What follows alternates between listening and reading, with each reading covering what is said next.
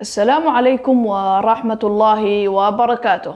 مرحبا بكم أصدقاؤنا المشاهدين من كل مكان، وحلقة جديدة من برنامجكم الشيق يحكى أنه. حلقتنا اليوم عن طاعة الوالدين، حيث يحكى أنه كان هناك قرد اسمه سرحان يعيش مع ابنه القرد مطيع. وكان القرد سرحان يحب ابنه مطيع حبا شديدا، فكان يصحبه في كل مكان، لكن في بعض الأحيان لا يأخذه، حيث يتركه في البيت بسبب الظروف. ولأنه يحبه كثيرا، كان يأمر ألا يخرج وحده، لأنه ما زال صغيرا ولا خبرة له في الحيوانات المفترسة، ولا يعلم مخاطر الغابة بعد.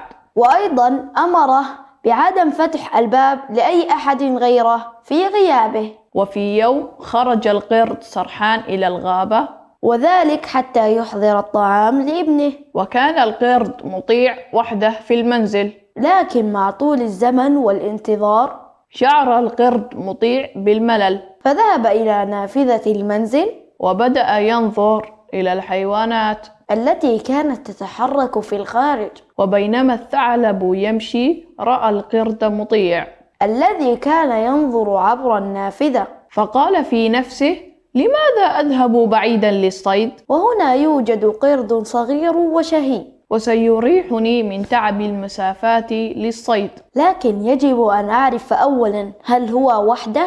اقترب الثعلب من بيت القرد، ثم قال: كيف حالك أيها الصغير؟ رد مطيع: بخير، لكن من أنت؟ قال الثعلب: أنا صديق أبيك. من فضلك أخبر أني أريد رؤيته حالا. رد القرد: أبي ليس في البيت. لقد خرج لإحضار الطعام. قال الثعلب: هل يمكنني انتظاره بالداخل؟ رد مطيع: لا يمكنك ذلك، لقد أمرني ألا أفتح الباب لأحد في غيابه، وألا أخرج إلا في صحبته. قال الثعلب: لماذا يفعل أبوك ذلك؟ قال مطيع: لأني ما زلت صغيرا.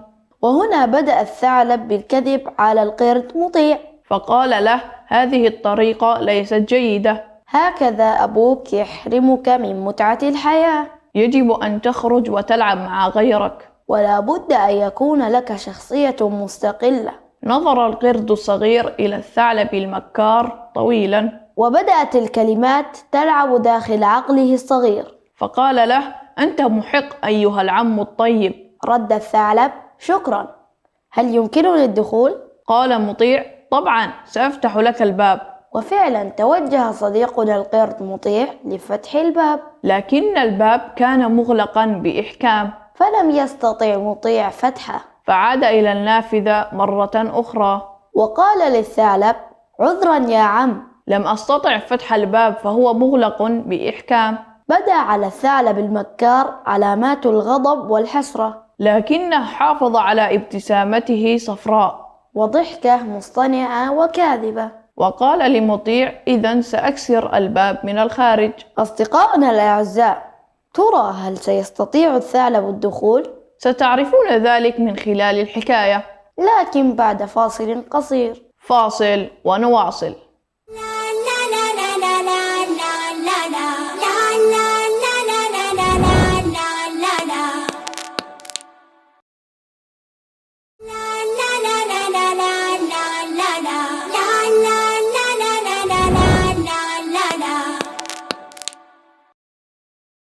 أهلا ومرحبا بكم مجددا يا أصدقاء. عدنا إلى برنامجكم يحكى أنه، وحلقتنا لليوم طاعة الوالدين. وكنا قد توقفنا مع كلام الثعلب المكار الذي كان يريد كسر الباب حتى يدخل على صديقنا مطيع، ويقوم بافتراسه. لكن القرد الصغير قال له: لا تكسر الباب، أبي سيغضب جدا من ذلك. رد الثعلب: لا عليك، لن يغضب أبوك، فهو صديقي العزيز. وفعلا حاول الثعلب المكار كسر الباب، فقام بضربه عدة مرات، لكنه لم يستطع ذلك، فازداد غضبه وأصيب بحالة هياج. كيف لفريسة سهلة أن تضيع منه؟ فقام بدفع الباب بقوة، وهو ينظر إلى القرد نظرة جائعة، وأخذ لعابه يسيل وهو يلهث. فقال مطيع: ما بك يا عم؟ لماذا تنظر إلي هكذا؟ رد الثعلب: هذه نظرة حب لك يا ابن أخي، إني لا أستطيع فتح الباب، وأشفق على حالك. لا بد أن تخرج. ما رأيك أن تقفز من النافذة؟ قال مطيع: لا أستطيع.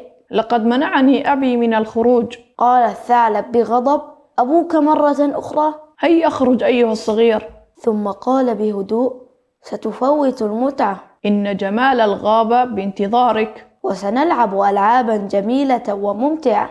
هيا وودع الحياة المملة. سوف أحافظ عليك أيها الابن العزيز. أعجب القرد مطيع بكلام الثعلب المكار، وقرر القفز من النافذة حتى يستمتع باللعب مع الثعلب المكار الذي كان يستعد لالتقاطه على الأرض. وهنا فقد ظهر القرد سرحان، والد القرد الصغير مطيع. وشاهد المنظر المخيف. القرد مطيع يحاول القفز من النافذة، والثعلب ينتظره على الأرض، فقام بإلقاء كل ما كان في يده، وأسرع بجنون نحو ابنه الحبيب، وهو يصيح: قف مكانك، لا تتحرك يا بني. وفعلا تسمر القرد الصغير في مكانه، بينما قام الثعلب المكار بالهرب مسرعا. فأخذ مطيع يناديه: يا عم يا عم، لماذا تهرب؟ لقد جاء أبي وهو صديقك. قال له سرحان: لماذا يا ولدي الحبيب؟ لماذا كنت تريد القفز من النافذة؟ قال مطيع: كنت أريد اللعب مع ذلك العم الطيب. قال سرحان: إنه ليس عمك وليس طيبا، إنه الثعلب المكار والمخادع، كان يريد أن يضحك عليك وأن يأكلك. قال القرد مطيع وهو مصدوم: يأكلني؟ قال سرحان: نعم يأكلك، ألم أقل لك ألا تخرج؟ ولا تسمح لأحد بالدخول في غيابي؟ رد مطيع: أنا آسف يا أبي، لقد كدت أدفع حياتي ثمنا لعدم طاعتك. قال سرحان: سامحك الله يا بني. طاعة الوالدين واجبة، فهما يبحثان عن مصلحة أولادهما. والحمد لله أنني وصلت في الوقت المناسب. هكذا يا أصدقاء كانت نهاية الحكاية. فقد أنقذ القرد سرحان ابنها القرد الصغير مطيع، وهرب الثعلب مكار وهو خائب، لذا لا بد على الولد أن يطيع والديه، لأنهما يحبانه ويبحثان عن مصلحته، كما أن على المسلم أن يحرص على سلامة أولاده، وأن يحذرهم من كل ما يؤذيهم، والعمل على حمايتهم، والدفاع عنهم وعن مصلحتهم، ويبحث لهم عن الخير دائما. فهي من حقوق الأولاد على الوالدين، ومن حقوق الوالدين على الأولاد طاعتهم وسماع كلامهم، ومخالفة كلامهم قد تعرض الأولاد إلى مشاكل، وتعرض حياتهم للخطر.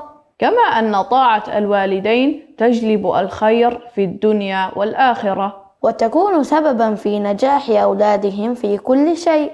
لذا يا أصدقاء فلنحرص على طاعة والدينا والاستماع لكل ما يقولونه وتنفيذه. كانت هذه بعض الدروس من حكاية اليوم. وماذا عنكم يا أصدقاء؟ لا تنسوا مشاركتنا على رقم الهاتف الظاهر على الشاشة أو عبر مواقع التواصل الاجتماعي. انتهت حلقتنا لهذا اليوم، على أمل أن نلقاكم في حلقة جديدة وحكاية جديدة شيقة ولطيفة.